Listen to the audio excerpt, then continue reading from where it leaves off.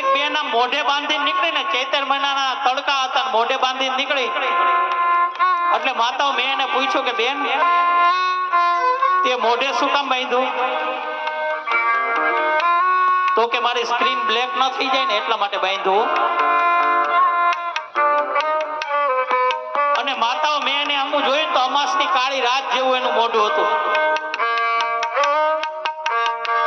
રાતે જો આપણને હમી મળી તો આપણે ભટકાઈ જાય.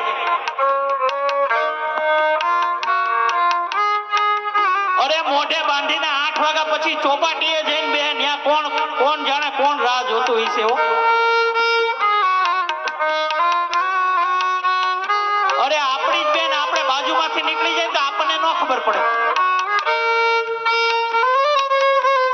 બેન મોઢે શું કામ બાંધ્યું? તો કે સ્ક્રીન બ્લેક ના થાય ને એટલા માટે.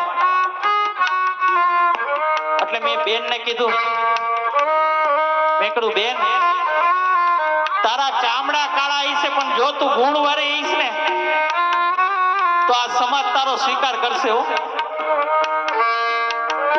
તારા ચામડા કાળા હશે પણ બેન જો તું ગુણવાળી હઈશ ને તો આ સમાજ તારો સ્વીકાર કરશે મારા બાપ. બાકી તું ગમે એટલી રૂપાળી હઈશ પણ તારા જિંદગીની અંદર કઈ કલમ દાગ લાગી ગયો હશે તો આ સમાજ તારો સ્વીકાર નહીં કરે મારા બાપ. કારણ કે ધોરા તો ગઢેરાય હોય,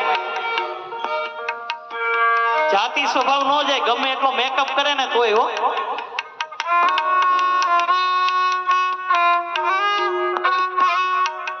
તમે તો ગામડાના હઈશો,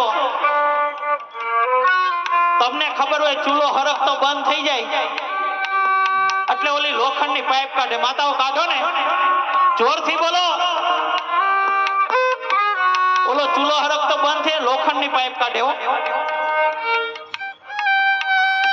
એટલે મને એમ થયું કે બેન હમણાં જોરથી ફૂંક મારશે. એટલે એ બેને આમ ચૂલામાં ડોક્યું કાઢ્યું ને એટલે ઝીણું એવું હરખતું હતું. એટલે આ સંસારમાં ક્યાં હરગે છે ને અમારી માતાઓ ગમે ત્યાંથી ગોતી લ્યો. અરે લીલા લાકડા તો હું લીલાઈ નો મૂકે, હુકા તો હરગાવી જ નાખે. એટલે એ બેને ચૂલામાં ફૂંક મારી એટલે ચૂલો હરખતો થઈ ગયો. હવે એ દીકરી અહીંયા રાજકોટ પરણીને આવે, ગામડે હારે ગામડે પિયરમાં હોય અને રાજકોટ હારે આવે ને અહીંયા તો ક્યાંય ચૂલા હોય નહીં. અહીંયા તો ઓલા ગેસ હોય. એટલે એના મમ્મીને ફોન કરી, મમ્મી અહીંયા ક્યાંય ચૂલા તો છે નહીં, મારે ફૂંક મારવી ક્યાં? મમ્મી અહીંયા ક્યાંય ચૂલા તો છે નહીં, મારે ફૂંક મારવી ક્યાં? આજે વેકરિયા પરિવારને આંગણે હું કલાકાર તરીકે નહીં પણ તમારો દીકરો થઈને આવ્યો છું. અને આજે વેકરિયા પરિવારને આંગણે પધાર્યો છું ને ત્યારે મારી બાવળીઓને નમ્ર વિનંતી કે દીકરી જ્યાં સુધી પિયરમાં હોય ને ત્યાં સુધી જેમ શિખામણ દેવી ને એમ દઈ દેજો. સાસરે ગયા પછી પાછળથી ફોન ન કરતા, કારણ કે તમારો એક ફોન છે ને આ જમાઈને હક નથી લેવા દેતી મારા બાપ. ત્યાં મહાભારત સર્જે.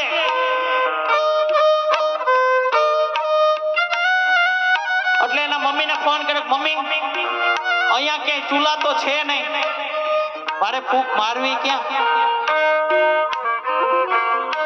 એટલે એના મમ્મી કે બેટા દરરોજ ને દરરોજ ફૂંક કાઢી નાખવી. હો